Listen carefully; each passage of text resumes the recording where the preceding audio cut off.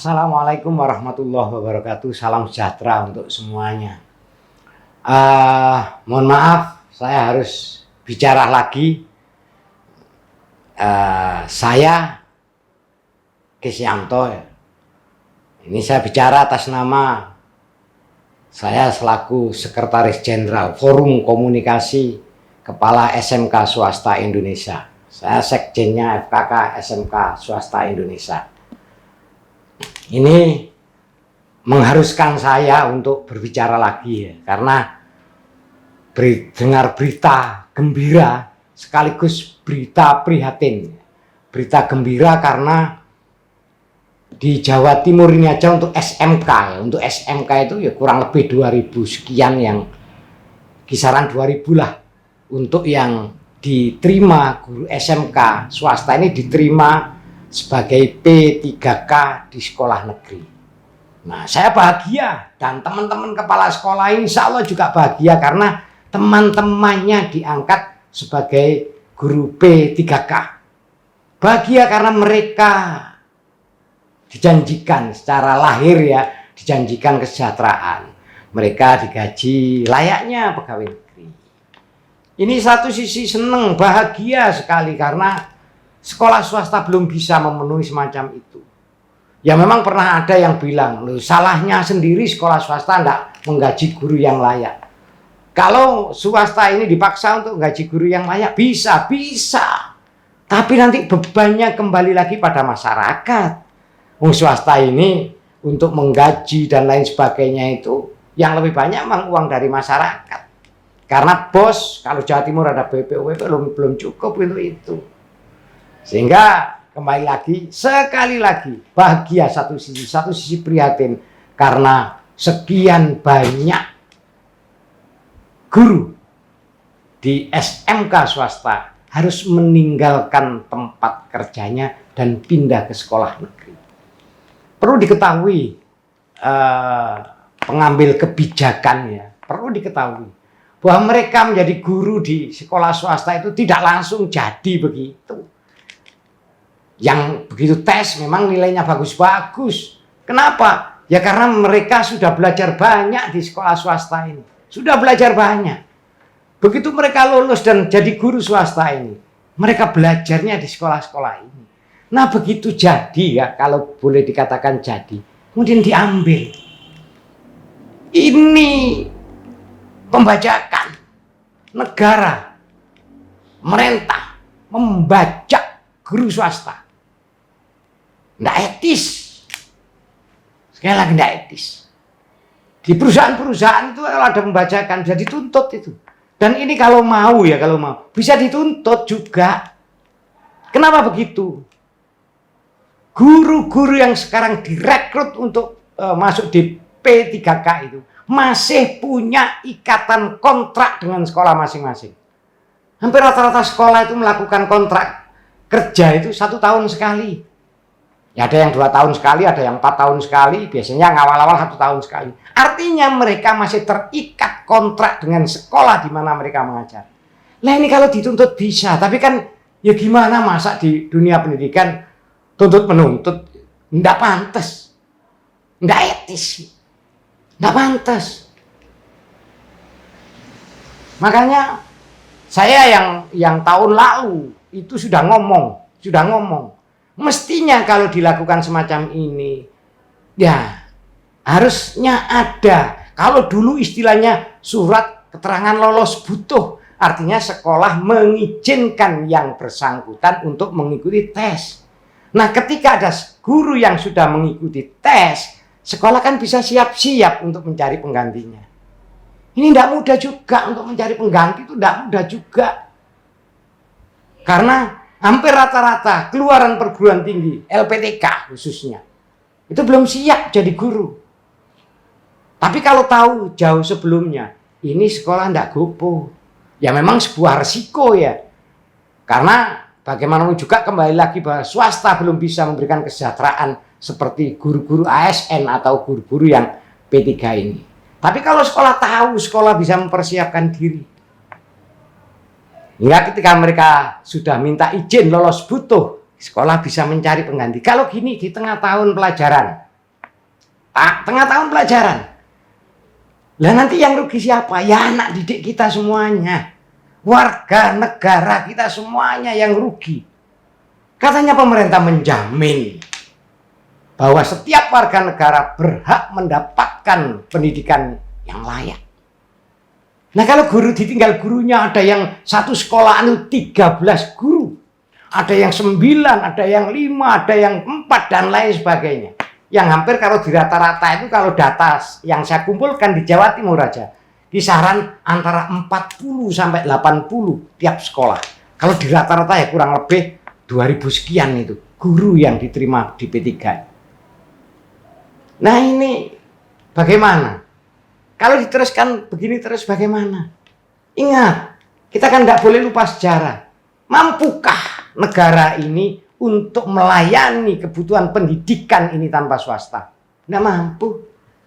Mestinya berterima kasih dan mestinya nyontoh zamannya Pak Harto. Di sekolah swasta semuanya dapat guru DPK, guru negeri yang diberbantukan di sekolah swasta. Itu baru bisa memperingan sekolah swasta. Itu baru nanti katakanlah 40% di guru swasta ini dikasih guru P3. Mereka dari sekolah A dikembalikan ke sekolah A. Karena sekarang P3, P3K dikembalikan lagi.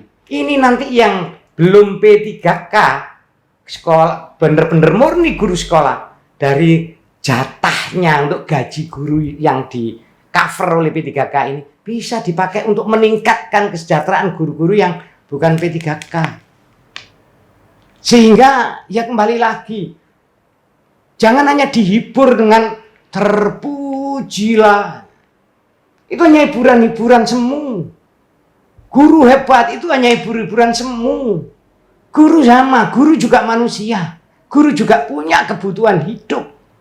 Maaf ya, maaf sekali lagi maaf. Saya itu kepala sekolah. Ketika anak saya kuliah, saya mengalami kesulitan untuk bayar kuliah, bayar kos. Maaf. Ini terpaksa saya katakan karena memang kalau menurut saya kebacut negara ini, pemerintah ini kebacut. Lah ini kan bingung semuanya. Mbok dikembalikan kepada sekolah asal, lah enak. Ya kembali lagi, yang kita didik itu bukan anaknya orang Jepang, bukan anaknya orang Amerika, ini anaknya orang Indonesia. Yang semuanya berhak, punya hak untuk mendapatkan pendidikan yang layak. Nah kalau semacam gini terus, apa yang terjadi nantinya? Jangan dikira lembaga-lembaga swasta ini juga terus-terusan bisa berdiam diri terus. Bisa dibayangkan, kalau dengan ini kemudian BMPS ya, yang persatuannya organisasinya yayasan-yayasan itu ngomong, ayo kita 1 bulan sekolah swasta off, tidak mengadakan kegiatan. Bingung negara. Sekali lagi, niru. Kalau tidak bisa model baru, niru zamannya Pak Harto. Jadi ada guru yang diangkat negeri tapi ditaruh di swasta. Malah tidak tahu 5 tahun atau 6 tahun terakhir kemarin itu yang di swasta ditarik semuanya. Terus gimana? Dulu masih miskin Indonesia itu zamannya Pak Harto, tapi mampu memberikan guru-guru di swasta itu guru-guru yang dibayar atau digaji oleh pemerintah. Zamannya Pak Harto tidak hanya mikir itu, mikir sebelum membutuhkan guru, sudah datang ke sekolah-sekolahan, cari siswa-siswa yang terbaik, dikasih beasiswa langsung ikatan dinas, kontrak ikatan dinas. Ini berpikir jauh tentang kebaikan bangsa dan negara. Katanya pendidikan menjadi pilar utama bangsa. Tapi kalau modelnya gini terus, kapan jadi pilarnya itu? Pilar ambruk kalau nanti gini terus. Swasta itu banyak jumlahnya, tidak sedikit. Lah ini kalau dijadikan yang semacam ini terus masih ada diskriminasi yang benar-benar. Terus gimana? Loh, kan sudah swasta juga dapat TPP. Sama lihat TPP-nya itu gimana perlakuan guru ASN, guru P3 dengan TPP-nya guru swasta. Kalau guru ASN, guru yang P3K ini, begitu dia dapat TPP langsung impasingnya itu mengikuti pangkat golongan mereka. Yang minimal sama dengan gaji pegawai negeri, gaji P3K. Tapi kalau di swasta dapat TPP beberapa tahun tidak ada pelaksanaan impasing lagi. Ya 1,5 juta itu. Ini apa? Perlakuan semacam ini tidak bisa terus-menerus dipertahankan. Dan saya yang prihatin lagi, di negeri itu banyak guru-guru honorer yang belum diselesaikan. Mbok diangkat dulu guru-guru negeri yang honorer itu. Jangan sekarang alasan, oh kualitasnya tidak memenuhi standar. Lah kenapa dulu diangkat honorer kalau tidak memenuhi standar? Ya jelas saja mereka 32 tahun, 30 tahun, 20 tahun di negeri. Ya jelas saja kompetensinya tidak seperti yang baru-baru lulus. Apalagi kalau suruh ngomong IT. Mereka dulu belum ada IT sudah jadi guru honorer di negeri. Selesaikan. Semuanya diselesaikan dulu. Yang dari swasta kembalikan ke sekolah swasta. Kasih jatah 30 sampai 40 atau sampai 50%. Guru swasta itu adalah guru statusnya ASN atau statusnya P3K. Lah nanti kalau sudah begitu, guru-guru yang belum menjadi guru P3K atau guru ASN ini, itu bisa dinaikkan gajinya dari jatah yang digaji oleh pemerintah, oleh negara ini. Ya sekali-sekali semuanya itu datang ke sekolah-sekolah swasta, apalagi yang di agak pedalaman sedikit begitu.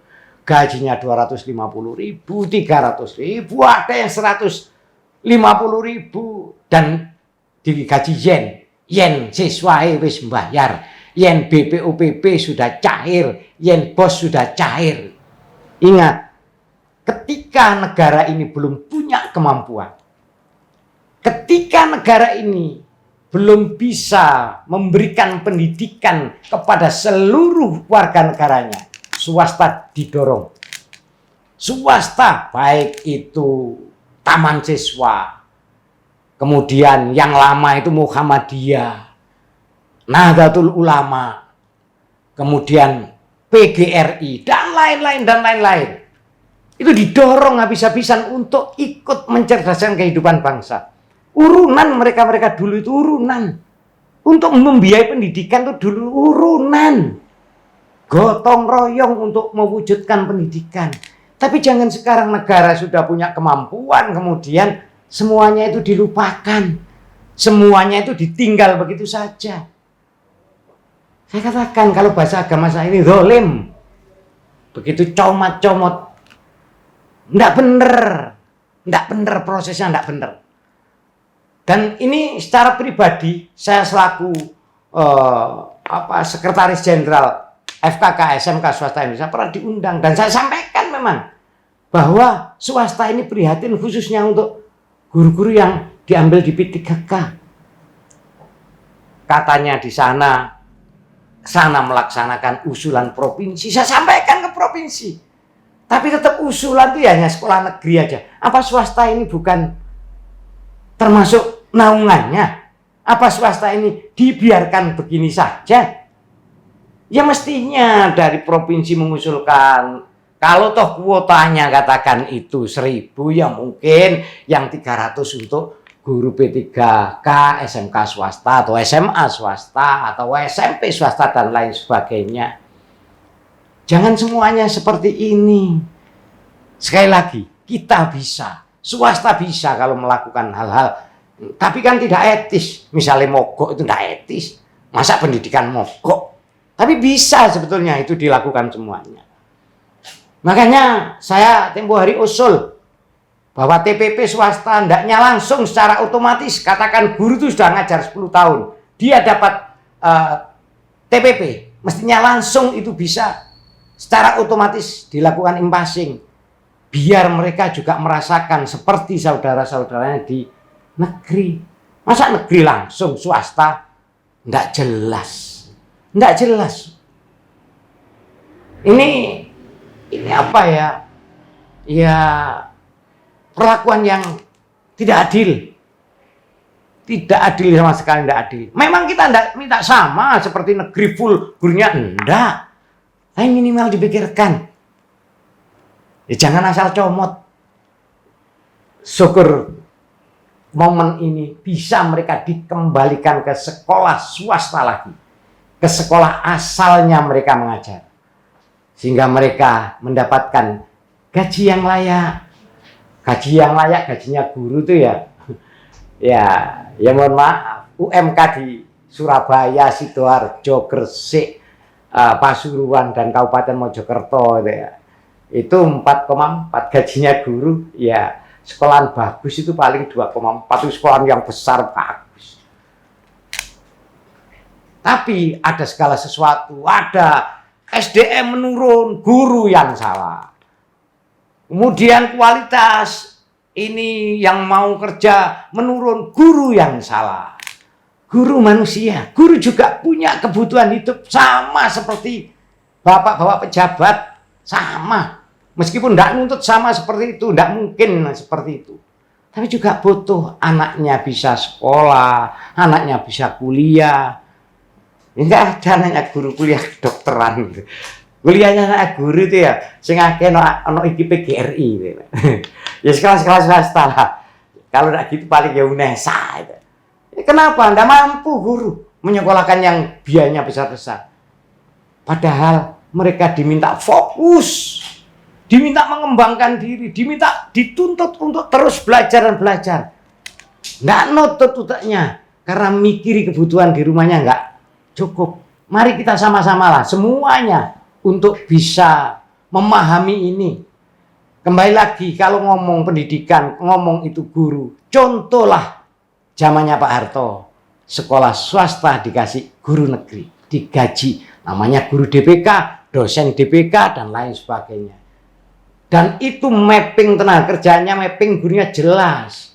5 tahun berapa nanti yang akan purna, Pak Harto sudah menyiapkan calon-calon guru dari lulusan terbaik SLTA. Baik dulu itu STM, SEMEA, SMKK, tempo dulu juga SMA. Itu lulusan-lulusan terbaik, bukan seperti sekarang. Guru-guru sekarang KW5, KW6. Kenapa? Karena perguruan tinggi yang dulu terkenal hanya fokus pada ilmu kependidikan, dulu namanya IKIP atau Universitas Pendidikan dan sebagainya. Sekarang lebih banyak ke prodi umum. Yang keguruannya terakhir menerima KW, KW5, KW6. Ya itu nanti yang akan mendidik anak bangsa ini. Tapi kalau Pak Harto enggak, dipikir bener yang mau jadi guru itu KW selalu semuanya. Dibiayai, biaya hidup, biaya kuliah, bahkan sudah langsung ada kontrak ikatan dinas ditempatkan. Lah ini kalau bisa dilakukan oleh pemerintah. Sekarang, yang dari swasta dikembalikan ke sekolahnya, yang dari negeri kembalikan ke sekolah negerinya lagi, yang dari pesantren kembalikannya ke pesantren lagi. Kan enak. Itu berpikir untuk anak bangsa, untuk kebaikan pendidikan di Indonesia. Makanya dilakukan berbagai macam cara, ada guru penggerak dan lain sebagainya. Bisa dibaca. PISA-nya sekarang turun 4,7 kalau tidak salah. Tambah turun, kenapa? Kenapa begitu? Lang KW-nya memang sudah KW belakang, dididik kayak apapun ya kayak gitu aja. Makanya kami mengusulkan yang sudah berlalu, ya tetap dilakukan peningkatan, tapi jangan lupa yang akan masuk menjadi guru, cari lulusan-lulusan terbaik, anak-anak terbaik bangsa. Di luar negeri itu guru mulia, di sini, astagfirullahaladzim. Ya, makanya kalau lihat di pinjol-pinjol online yang tidak resmi itu, ada yang bunuh diri, guru, ya karena memang mereka manusia, mereka punya kebutuhan, sedangkan dari sekolahnya gajinya ya apa kemampuan sekolahnya.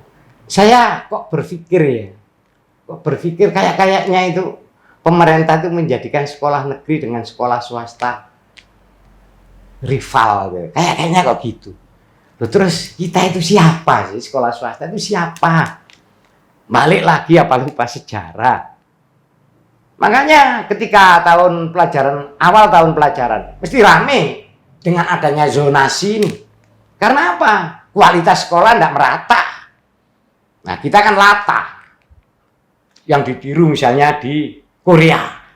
Misalnya di Korea. Korea itu satu tempat dengan tempat yang lain standar pendidikannya sama. Kalau selisih tidak banyak-banyak, standar gurunya sama, standar sarprasnya sama, dan lain-lain sama. Sehingga tidak terima sini yang situ atau zonasi sini tidak ada masalah. Loh kita tidak standar kok. Ya mesti aja orang tua yang anaknya prestasinya tinggi tidak diterima mesti aja protes. Karena yang di dekat dengan mereka standarnya tidak sama. Mestinya dilakukan standarisasi ini. Baru mikir zonasi ya. Teman-teman semuanya, khususnya teman-teman kepala sekolah, guru. Kita memang kalau saya ngomong dalam ujian, ya dalam ujian. Ayo kita terus menyuarakan agar didengar. Tidak hanya didengar, diperhatikan oleh pengambil kebijakan ini. Kalau terus-menerus semacam ini, ya kasihan. Yang kasihan siapa? Anak-anak, siswa. Kalau ngomong jelek saya kan mudah saja. Kalau misalnya, ya kebetulan saat ini memang tidak ada guru saya yang daftar P3K ya. Kalau misalnya saya itu sekolahan yang guru saya diangkat di P3K, dalam waktu dekat kesulitan mencari guru, ya sudah. Apa yang bisa kita lakukan? Tidak bisa apa-apa. Yang rugi siapa? Balik anak-anak lagi. Ayo pengambil kebijakan, diskusi, rembuk pendidikan nasional. Bagaimana enaknya? Yang para kepala bidang GTK di provinsi manapun, tolong diusulkan juga swasta ini. Karena katanya Jakarta itu hanya menjalankan apa yang menjadi kebutuhan daerah. Ya tidak salah, karena memang menjadi kebutuhan daerah. Lah kalau daerahnya, provinsinya tidak mengusulkan, ya jelas tidak ada rekrutmen untuk sekolah swasta karena memang tidak diusulkan. Nah, pertanyaan sederhana, kenapa sih tidak mau mengusulkan? Negara ini sudah kaya. Negara ini sudah kaya. Masa pendidikannya dibiarkan seperti ini terus? Tiap tahun loh ini. Tiap tahun. Dan saya tidak bosan nanti untuk menyuarakan ini. Karena ini untuk kepentingan bangsa. Yang saya omongkan, saya usulkan, itu adalah tuntutan. Itu adalah amanat konstitusi untuk mencerdaskan kehidupan bangsa. Amanat undang-undang, setiap warga negara berhak mendapatkan pendidikan yang layak. Itu. Mestinya bukan kami sebagai pelaku lapangan yang berpikir tentang ini. Kami ini mestinya menjalankan dari apa yang menjadi keputusan negara. Kami memberikan untuk teknisnya bagaimana itu dilaksanakan di lapangan. Tapi kalau begini, dibikin pusing terus, mikiri cari guru. Hanya bukan karena apa yang sekedar guru yang sekedar lulus guru aja, bukan. Mereka sudah mateng, makanya mereka diterima. Karena mereka sudah punya pengalaman kerja di swasta dan punya pengalaman yang sudah bisa diandalkan. Lula enak. Ya ayolah. Ayo, ini dipikir. Jangan cuma kalau ada ngomong gini, terlalu banyak bicara, terlalu banyak tuntutan. Pribadi saya tidak ada urusan. Toh yang dirugikan adalah anak bangsa. Tapi masa seperti itu prinsip kita? Lah kalau negeri masih ada kekurangan, dan saya lihat itu hampir rata-rata sekitar 20-30% lah guru honorer di negeri. Ya biarkanlah negeri mengut pembayaran SPP untuk gaji guru honorer yang disetarakan dengan guru P3. Begitu kan tidak apa-apa. 30% kurang di negeri, taruh itu di swasta. Saya pikir kalau ada kebijakan politik tentang sekolah-sekolah swasta, saya pikir tidak ada semuanya yang sulit. Semuanya bisa dilakukan kalau ada kemauan. Nah, saya khawatir jangan-jangan karena memang mereka-mereka yang ngurusi sekarang bukan tidak ada atau minim ya yang berasal dari praktisi swasta. Jangan-jangan juga memang tidak ada yang diurusi di sana itu mantan kepala sekolah swasta atau mantan guru swasta, sehingga tak pernah tahu bagaimana susahnya ngurusi sekolah swasta. Ini saya tetap menyuarakan, dan ayo teman-temanku kepala sekolah swasta semuanya, kita menyuarakan dengan kapasitas kita masing-masing. agar kita tidak dijadikan semacam ini terus. Kita sama-sama warga negara Indonesia, mendidik warga negara Indonesia. Kalau begini terus, kok dituntut peningkatan kualitas? 2 bulan kosong, berarti 2 bulan anak-anak tidak dapat materi yang seharusnya mereka dapat. Apalagi kalau sampai 1 semester. Nanti begitu mendapatkan, kualitasnya masih belajar, masih rendah. Ini mohon sekali lagi menjadi pemikiran semuanya, agar tujuan pendidikan nasional ini bisa segera terwujud. Guru-guru swasta juga mendapatkan hak yang sesuai dengan mereka sebagai guru. Kurang lebihnya mohon maaf dan terima kasih. Sekali lagi atas nama pribadi dan lembaga saya mohon maaf. Assalamualaikum warahmatullahi wabarakatuh.